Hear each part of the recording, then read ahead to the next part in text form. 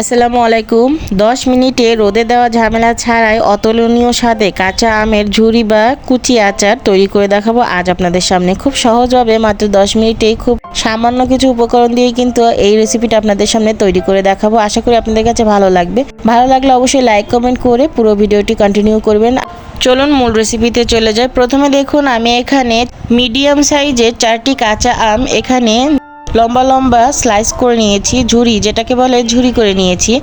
আমি কিন্তু এখানে 250 গ্রাম আম নিয়েছি আর এটাকে আমি গ্রেটারের সাহায্যে গ্রেট করে নিয়েছি। আপনারা চাইলে কিন্তু বটি অথবা ছুরি যে কোনোটা দিয়ে কিন্তু এইভাবে লম্বা লম্বা ঝুরির মতো করে গ্রেট করে নিতে পারেন। আমি এই যে লম্বা এই যে মোটা যে পাশটা আছে বড়, এই পাশটা দিয়ে কিন্তু আমি গ্রেটার দিয়ে গ্রেট করে নিয়েছি। এখন যেটা করতে হবে, এই আমের ভেতরে আমি 1 চামচের মতো লবণ এবং খুবই সামান্য পরিমাণে একটু হলুদের গুঁড়া দিয়ে দিচ্ছি। এগুলোকে দিয়ে আমটাকে খুব ভালো করে আলতো হাতে মেখে নিতে হবে। একদম চাপাচাপি করার প্রয়োজন নেই, জাস্ট আলতো হাতে এটাকে মেখে আমি এটাকে 10 মিনিটের মতো রেস্টে রেখে দিব। জাস্ট 10 মিনিট রাখলেই কিন্তু হবে। এটাকে আমি একটা সাইডে 10 মিনিট রেখে দিচ্ছি। আর এখন চলে যাব আমি চুলায় আমি একটা প্যান বসিয়ে দিয়েছি। প্যানটা একটু গরম হয়ে গেলে আমি এখানে দিয়ে দেবো কিছু শুকনা মরিচ। আমি এখানে 6-7টি শুকনা মরিচ দিয়ে দিয়েছি। এটাকে প্রথমে একটুখানি ভেজে নিব। শুকনা মরিচটা প্রথমে একটুখানি ভেজে নেবেন, এতে করে কিন্তু শুকনা মরিচটা খুব ভালো ভাজা হবে। এটা একটুখানি ভাজা হয়ে গেলে আমি এখানে বাদবাকি মশলাগুলি ব্যবহার করব। প্রথমে আমি এখানে দিয়ে দেবো 2 চামচ গোটা ধনে, 2 চামচ গোটা ধনে দিয়ে দিয়েছি। এখন দিয়ে দেবো আমরা রেগুলার যে জিরাটা খাই 2 চামচ গোটা জিরে। এখন দিয়ে দেবো মিষ্টি জিরা বা মৌরি। আমি এখানে 2 চামচ করে মিষ্টি জিরা বা মৌরি দিয়ে দিয়েছি। আর দিয়ে দিতে হবে এখানে 2 চামচ মেথি। এগুলো অবশ্যই কিন্তু লো হিটে দিতে হবে। আপনার চুলাটা অবশ্যই লো হিটে করে এগুলো দিবেন, না হলে কিন্তু নিচ থেকে পোড়া লেগে যাবে। এখন দিয়ে দেবো 1 চামচ পরিমাণ পাঁচফোড়ন।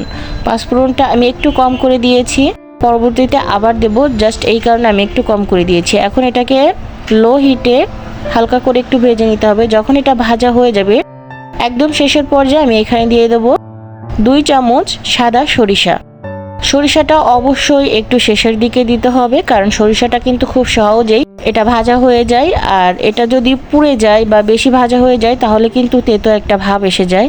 যখন সরিষাটা একটু চিটপিট শব্দ করবে, দেখবেন একটা সুন্দর একটা স্মেল বের হচ্ছে, তখন কিন্তু সঙ্গে সঙ্গে সম্পূর্ণ মশলাগুলো আমি নামিয়ে আলাদা সাইড করে এটাকে আধো ভাঙা করে ভেঙে নিব। আমি কিন্তু সব মশলাগুলোকে সরাসরি শিলপাটাতে নিয়ে নিচ্ছি। আপনারা চাইলে কিন্তু ব্লেন্ডারও এটা ব্লেন্ড করে নিতে পারেন। খুব বেশি মিহিদানা করার প্রয়োজন নেই, জাস্ট একটু আধো ভাঙা করে ভেঙে নিলেই কিন্তু এটা হবে। আমি কিন্তু মশলাটা আজকে একটু বেশি করেই বানিয়েছি। আমি বেশি করে তৈরি করে এটা এয়ারটাইট কন্টেনারে ভরে রেখে দেবো। জাস্ট আমি যখন এর পরবর্তীতে আবার আচার তৈরি করব তখন কিন্তু এইটা দিয়েই আমি আবারও আপনাদের তৈরি করে দেখাবো ইনশাল্লাহ। এখন চলে যাব চুলায়। দেখুন আবার একটা প্যান বসিয়ে দিয়েছি, দিয়ে দেবো খাঁটি সরিষার তেল। এখানে কিন্তু ঘানি ভাঙানো সরিষার তেলটা দিয়েছি আমি, এখানে আমি 1/2 লিটার দিয়েছি। এই তেলটাকে অল্প হিটে গরম করতে হবে, অল্প আঁচে। আপনি যদি সরিষার তেল খুব বেশি হাই হিটে দিয়ে গরম করেন সেক্ষেত্রে কিন্তু সরিষার তেলের যে কার্যকারিতা ওটা কিন্তু নষ্ট হয়ে যায়। পরে আমটা নরম হয়ে গেছে আর এই থেকে কিন্তু প্রচুর পরিমাণে পানি বেরোচ্ছে। এইভাবে চিপে চিপে পানিটা বের করে নিতে হবে আর এইরকম আলাদা একটা পাত্রে ছড়িয়ে দিতে হবে। জাস্ট এইভাবে পানিটা একটু চেপে বের করে নিতে হবে। দেখুন আমার কিন্তু পুরোটা কাজ হয়ে গেছে পানি ঝরানো। এখন এখানে আমি দিয়ে দেবো খুবই সামান্য পরিমাণ একটু লবণ, যেহেতু লবণ আমি আগেও একবার দিয়েছিলাম। এখন দিয়ে দেবো 1 টেবিল চামচ চিনি। চিনি দিলে কিন্তু টেস্টটা খুবই ভালো আসে, অবশ্যই চিনিটা দিবেন। আর আপনারা যদি কেউ পছন্দ না করেন সেক্ষেত্রে কিন্তু স্কিপ করতে পারেন। এখন দিয়ে দেবো আমি যে মশলাটা আধো ভাঙা করে রেখেছিলাম সেইখান থেকে 1 চামচ মশলা দিয়ে দেবো। খুবই সামান্য পরিমাণে একটু লাল মরিচের গুঁড়া। এটা কিন্তু আপনারা চাইলে দিতে পারেন, না হলে কিন্তু স্কিপ করতে পারেন, দিলে কিন্তু ভালোই লাগে। আর দিয়ে দেবো কুচি করে রাখা কিছু কাঁচামরিচ। এখন দিয়ে দেবো আমি রসুনের কুচি। আমি এখানে বড় রসুনের কোয়াটা দিয়েছি, জাস্ট এই কারণে 4টি কোয়া দিয়েছি। আপনারা যদি ছোটটা দেন সেক্ষেত্রে একটু বেশি করে দিবেন। এখন সবগুলোকে ভালো করে আলতো হাতে মেখে নিতে হবে। অবশ্যই আলতো হাতে মাখবেন, বেশি চটকা চটকি বা জোর দিয়ে মাখতে যাবেন না। যখন মাখা হয়ে যাবে তখন এখানে দিয়ে দেবো ভিনেগার। আমি এখানে 2 চামচ ভিনেগার দিয়েছি। ভিনেগারটা দিয়েও আবার ভালো করে মেখে নিতে হবে। অবশ্যই ভিনেগার দিবেন, ভিনেগার দিলে কিন্তু আপনি এটা অনেক দিন যাবত সংরক্ষণ করতে পারবেন, আচারটা অনেক দিন ভালো থাকবে। এখন যে পাত্রে আমি আচারটা রাখবো সেই পাত্রেই আমি সরাসরি এটাকে সেট করে নিচ্ছি। আমগুলো পাত্রে এমনভাবে দিতে হবে যাতে পাত্রের মাঝ বরাবর থাকে।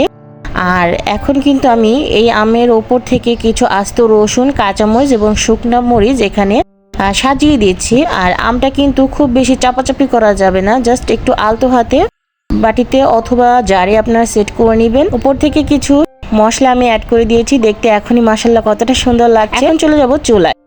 প্রথমে যে তেলটা আমি গরম করতে দিয়েছিলাম, তেলটা কিন্তু গরম হয়ে গেছে, দেখুন ধোঁয়া উঠছে। যখন এইভাবে ধোঁয়া উঠবে তখন কিন্তু এখানে দিয়ে দেবো 2টা দারুচিনি আর কিছু তেজপাতা। এগুলো যখন এইভাবে বলক চলে আসবে তখন কিন্তু আপনার এখানে দিয়ে দিতে হবে 1 চামচ পরিমাণে পাঁচফোড়ন। এটা দিলে খুবই সুন্দর একটা ফ্লেভার আসবে তেলের ভেতরে। আর দিয়ে দেবো আগে থেকে যে মশলাটা আমি তৈরি করে রেখেছিলাম ওইখান থেকে 1 চামচ। এখন তেলটাকে সরাসরি চুলা থেকে নামিয়ে আমি দিয়ে দেবো যে জারে আমি আচারটা সংরক্ষণ করব সেই জারের ভেতরে।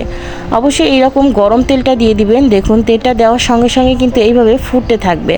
আর দেখুন তেলটা আমি কীরকম করে দিয়েছি, ঠিক এইভাবে কিন্তু তেলটা দিতে হবে যে আমগুলো যাতে তেলের নিচের দিকে থাকে। পুরো তেলটা দিয়ে আমগুলোকে কভার করে নিতে হবে। দেওয়া হয়ে গেলে এইভাবে একটু নেড়েচেড়ে মিশিয়ে নিব জাস্ট হালকা হাতে। এইভাবে দেখুন আলহামদুলিল্লাহ দেখতে এখনই কতটা লোভনীয় এবং সুন্দর লাগছে। দেখুন এরকম আমের আচার কিন্তু আপনার মাত্র 10 মিনিটে তৈরি করে নিতে পারবেন আমার এই রেসিপিটার মাধ্যমে। খুবই সুস্বাদু এবং টেস্টি হয় এই রেসিপিটা। এটা সাদা ভাত, ভর্তা ভাত, খিচুড়ি যে কোনো সঙ্গে সার্ভ করতে পারবেন। সবাই ভালো থাকবেন, সুস্থ থাকবেন। আসসালামু আলাইকুম।